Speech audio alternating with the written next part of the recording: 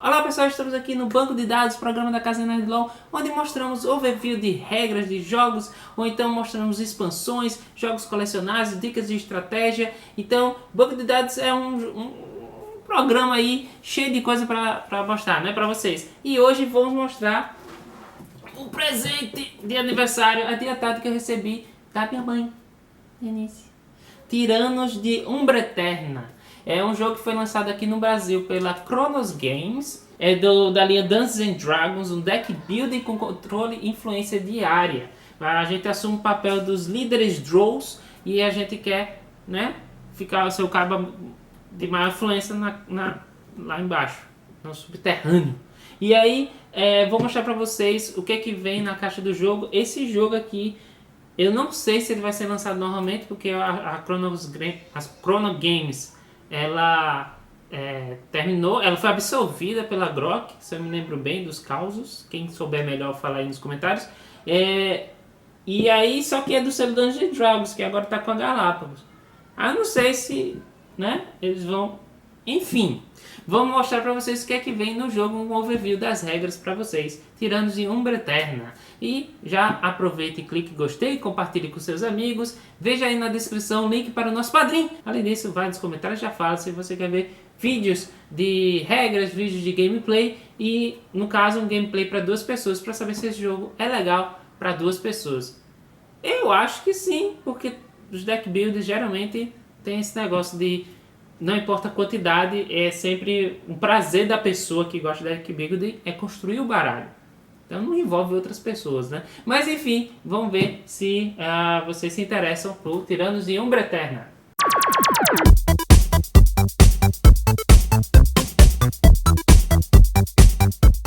Acho que o jogador de deck building, quando ganha um jogo assim de construção de baralho, uma das perguntas que ele já vai atrás é quantos sleeves eu vou precisar para suprir a necessidade das cartas do jogo, né?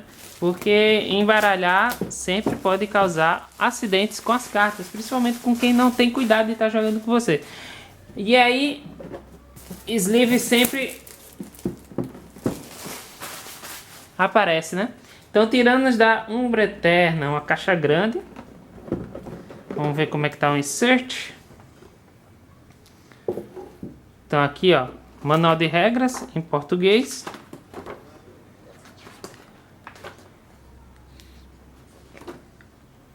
Isso aqui são as tropas dos jogadores, os espiões que você vai lá para atrapalhar a evolução dos outros jogadores quando ele tem um lugar conquistado. Se você tiver um espião lá, você evita que ele ganhe pontos de vitória de forma máxima. Todo livro de regra, ensinando as cartas, as ações e algumas coisas de história também sobre as regiões, para ter uma tematicidade bem legal. Isso aqui é o bloco de pontuação. Temos deck de cartas dos Minions. As miniaturas dos jogadores. Vermelho, roxo, vermelho, branco, laranja, cinza ou é preto. E os espiões de cada um. E aqui temos o tabuleiro e vários marcadores. Gostei muito da qualidade do insert e do material. Então vamos destacar algumas pecinhas e dar uma olhada. Sim, temos marcadores e temos os tabuleiros das casas dos jogadores, além do tabuleiro central, onde vai ter as cartas do mercado que vão aparecendo. E deck de mercado, cartas devoradas, marcadores de vitória, exilados insanos, sacerdotisa de Loth e guarda das casas. E como deck builder tem aquelas cartas que estão disponíveis para você comprar, baratinhas, né, para fazer com que você não tenha muito trabalho, assim mesmo, ter um turno inútil por completo. E aqui as cartas do mercado, onde você vai ter sua construção do baralho. Muito bem feito. E aqui temos as cartas. Aqui temos os tabuleiros das casas que os jogadores vão representar. A partir do deck, a parte do descarte. E aqui a sequência de turno. Em qualquer ordem você joga uma carta, posicione uma tropa, assassine uma tropa, retorne um espião inimigo, recrute uma carta pelo valor equivalente ao seu custo. Aí, segundo passo, ganhe pontos de vitória de acordo com seus marcadores de controle de região. Terceiro passo, descarte todas as cartas que você tenha jogado e sua mão. E aí pega 5 novas cartas. Então você vai tendo uns poderizinhos que você pode fazer outras ações durante o jogo para lascar o amiguinho também. Então temos a Sholarnin, Misrin, Barrisson del Armor e Banri. E temos aqui mais cartas. Temos as cartas de Minion ainda, os Minions diferentes, provavelmente do mercado. Mais Minions. Cultista do Dragão. Mais cartas. Minions. E Minions. Então temos todos os Minions e provavelmente eles estão separados por alguma razão. Agora vamos dar uma pausa para destacar marcadores e aí voltamos com vocês com a mesa pronta e falar um pouquinho do jogo. Então pessoal, esse é o tabuleiro do jogo. Ao mesmo tempo que você tem o deck building, você tem o posicionamento no tabuleiro. Para 2 jogadores você vai utilizar essa parte do meio do tabuleiro. Então, para deixar o jogo apertado para os jogadores e ter um possível confronto. Para 3 jogadores você escolhe, você faz o meio e escolhe um dos lados, da esquerda ou da direita. E para 4 jogadores você usa todo o mapa. Aqui temos o tabuleiro do mercado, onde se você for jogar com a facção dos demônios, você coloca os exilados insanos aqui. E tem aquelas compras normais de deck building, né, que são cartas um pouquinho melhor para fazer seu deck ficar melhor do que a mão inicial. É interessante no Tiranos que você tem disponível 4 facções. São os demônios, os elementais, os Drows e os dragões. Cada facção ela tem um jeito diferente de aplicar assim, habilidades. E o interessante é que você só usa 2 facções para cada partida de Tiranos de Umbra Eterna. Então os demônios eles são um pouquinho mais agressivos.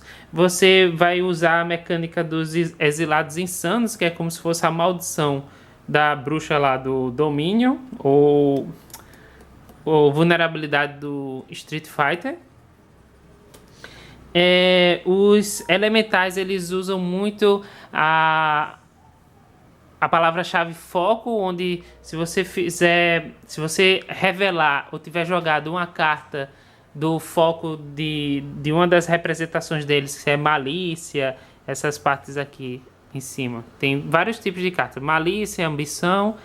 E aí se você tiver jogado uma carta dessa, você produz o efeito. Então no caso aqui, ó, do Cultista da Chama Eterna, assassina uma tropa. E depois tem foco e malícia. Você ganha 2 de força. O jogo ele possui 2 tipos de recurso. O influência, que é uma teiazinha, e a força. A influência você geralmente usa para comprar cartas. Então é o dinheiro, né, para comprar cartas. E a força é o que vai representar seu posicionamento, fazer certas coisas, entre elas é posicionar no tabuleiro para você ganhar a influência das regiões, né? Dominar as regiões. O legal do jogo também é o componentes, tá uma maravilha esses componentes do jogo.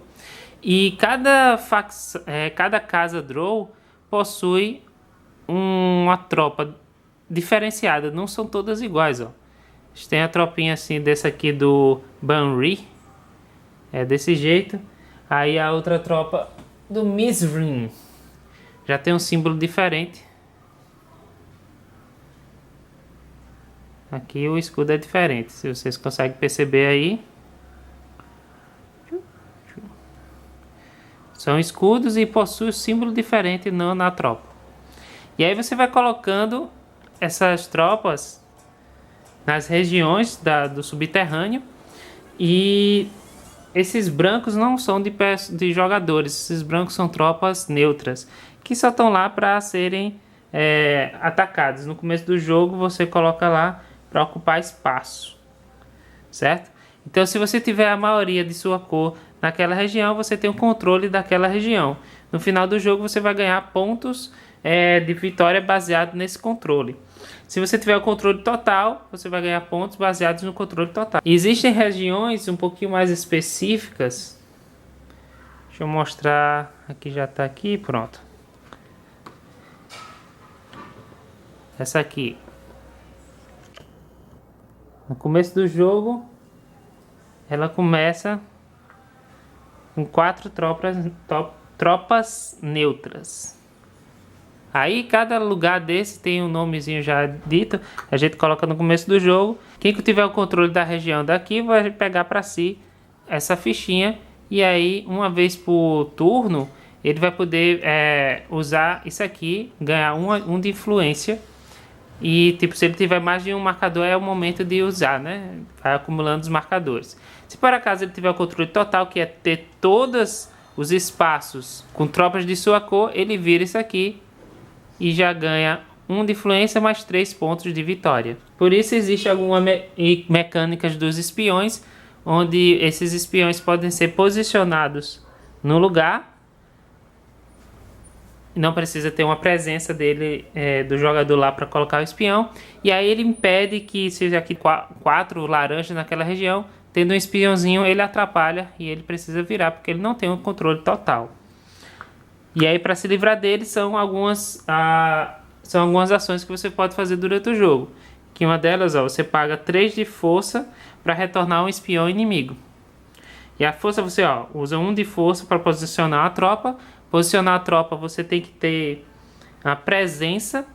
Presença é na região ou na parte adjacente.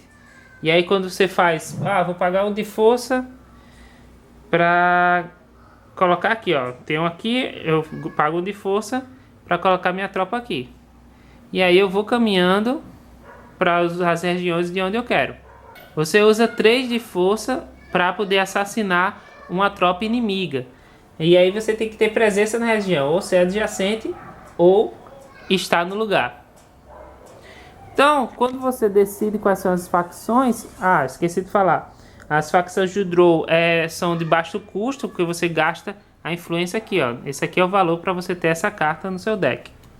No caso, quando você compra, vai, como todo deck building, compra, vai para o seu descarte. Aí só quando você precisar da carta, só quando você precisar puxar do seu deck e não tiver, você embaralha todo o seu descarte. E os dragões, eles possuem cartas caras e certos dragões onde ele influencia você a ter um estilo diferente de jogo. As cartas iniciais do jogador começam com 10 cartas iniciais. São 7 nobres que dão 1 de influência e 3 soldados que dá 1 de força. Você embaralha e puxa 5 para a mão. Então no caso você escolhe os tipos de cartas. No caso aqui você vai identificar qual é a facção. Quando tiver tudo misturado, se não tivesse esse indicador, ia ser difícil para você conseguir separar. Então você embaralha e aí vai colocar no deck do mercado. E aí no jogo você vai revelar as cartas para elas ficarem disponíveis para os jogadores. Então o cara vai e coloca as cartas disponíveis para os jogadores escolherem o que é que eles vão fazer. Quando a carta é comprada, ela é substituída imediatamente. Uma mecânica interessante também é que cada jogador ele tem um círculo interno. Porque no final do jogo, o jogo acontece quando não tem mais cartas no mercado, ou um jogador colocou sua última tropa no tabuleiro. E aí esse círculo interno que ele vai ter durante o jogo é porque ele pode promover as cartas que ele tem. Promover é o seguinte, vão ter cartas que vão permitir que você promova suas cartas. Promover é o seguinte, por exemplo, se você tiver essa carta no seu deck, você vai, deck ou mão no final do jogo, você vai ganhar 4 pontos de vitória com ela. Só que se você usar uma carta que promova uma carta, você vai pegar a sua carta que você promoveu e aí vai colocar ela no seu círculo interno lá no jogo. Colocar ela lá. Aí o que acontece? No final do jogo você vai pegar as cartas que foram promovidas. E ao invés de você somar o ponto de vitória que está aqui, você soma esse ponto de vitória aqui. Ao mesmo tempo que você vai ganhar muitos pontos, você tem que tomar cuidado quando você vai fazer a promoção das cartas. Porque às vezes é uma carta muito boa que você não quer se livrar dela logo no começo, né? Então você quer promover essas cartas. Mas é uma maneira de você secar o seu deck e limpar os decks quando tiver a opção de promover. Porque as cartas iniciais elas só vão lhe dar pontos no final do jogo se elas forem promovidas. Então, durante a partida, você vai tentando promover as cartas pebas no começo do jogo para secar o seu deck, para ficar mais forte, né? Você conseguir pegar as cartas que você comprou e para metade para o fim do jogo você vai querer promover as cartas mais fortes para ganhar mais pontos, né? No início da partida, os jogadores colocam uma tropa em qualquer região inicial, que são essas pretas, e aí você decide o que é que... Aí você decide quem é o jogador inicial e aí começa a partida, né? Eu achei muito legal a produção do jogo e o potencial do jogo para diferentes partidas utilizando as diferentes facções. Existe a expansão Mortos-Vivos, que chegou a ser lançada aqui no Brasil, e aí é só encontrar o local onde você vai conseguir. O pessoal já disse para você adquirir esse jogo junto com a expansão, porque ela já dá mais rejogabilidade ainda do que já tem a partida, né, o jogo. Então, pessoal, esse foi um overview do Tiranos de Umbra Eterna. Estou bem animado para jogar, porque eu amo deck building. Eu estava de olho nesse jogo e apareceu uma promoção bem bacana e consegui adquirir ele como presente de aniversário. Adiantado. Mas aí, tô louco para jogar com Ellen. Gosto muito. E bota aí nos comentários o que é que vocês acham desse jogo, que eu sei que ele já está há um tempinho por aí. Vocês já jogaram? Quais são suas opiniões sobre o jogo? E fala aí nos comentários se vocês querem ver uma partida completa com 2 jogadores, ver se funciona bem com 2 jogadores, tá bom? Aí você ainda pode encontrar cópias do Tiranos de Umbra Eterna. Eu sei que o culto do novo é muito legal, você adquire lançamentos, não sei o que, mas tem esses jogos, essas pérolas que estão por aí já há um tempo, e você que é novo no hobby, talvez não conheça, e aí agora está conhecendo com a gente da Casa Nerd, tá bom? Então, até a próxima, pessoal. Tchau!